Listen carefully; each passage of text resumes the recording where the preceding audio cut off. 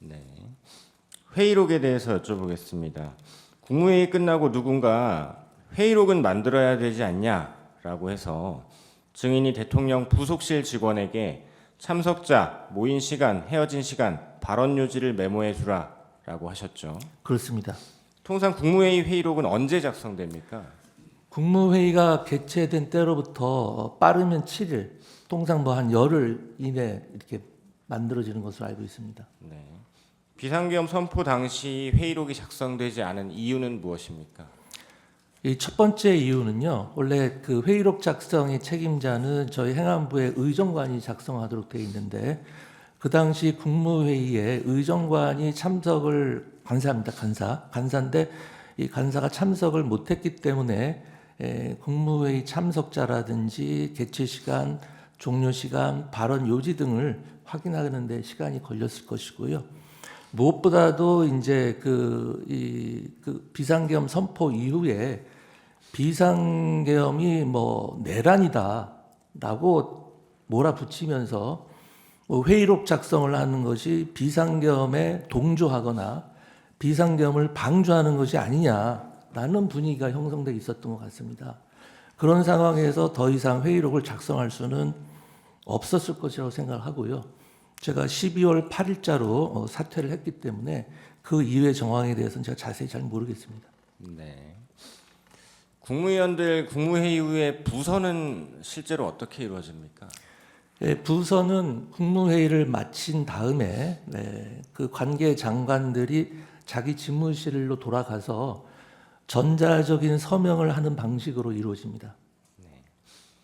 그럼 이 사건 비상계엄 선포 관련 국무회의 때 부서가 없었던 이유가 무엇이라고 생각하십니까?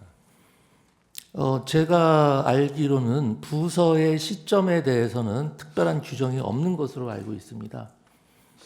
이번 비상계엄과 같은 아주 특수하고 급박한 상황에서는 그렇기 때문에 부서가 사후적으로도 이루어질 수 있다고 개인적으로 생각을 하는데 아까도 말씀드렸다시피 비상계엄이 선포됐던 시간이 워낙 짧고 그 이후에 내란이다 뭐다 각종 혼란스러운 상황이 이어졌기 때문에 소관 부처에서도 부서를 한다는 것을 놓친 것이 아닌가 이런 생각을 합니다. 네. 그 부서라는 것은 계엄 선포 같은 대통령의 저 법적 행위에 대해서 하는 거지 국무회의록에다가 부서하는 거는 그건 전혀 아닙니다. 그건 아니죠. 네, 전혀 아닙니다. 잘못 말씀하신 것 같아서. 아니 그러니까요. 국무회의록에 부서하는 거는 아니죠. 아닙니다. 네. 그러니까 계엄 선포면은 국방장관, 관계장관과 총리, 대통령이 하는데 그런 거는 사후에도 할 수 있는 문제고. 네네. 그런 취지로 드린 말씀인데 약간 좀 오해가 있었던 것 같습니다. 국무회의 자체에 대해서는 부서가 없고요. 대통령의 행위에 대해서 부서를 하는 겁니다. 국무회의 심의를 거친. 네. 잠깐만요. 15분 이어서 쓰시겠습니까? 네, 이어서 쓰겠습니다. 그렇게 하십시오. 15분. 쪽지 관련해서 여쭤보겠습니다. 대통령이 평소 뭐 증인 포함 국무위원들에게 어떤 지시하실 내용이 있으실 경우에 보통은 어떻게 합니까? 전화로 합니까? 아니면 문건 같은 걸로 합니까? 그 면전에서 지시하실 때는 그냥 말씀을 하시고요. 그 다음에 경우에 따라서는 급한 일 같으면 전화로 말씀하시는 경우도 있으십니다.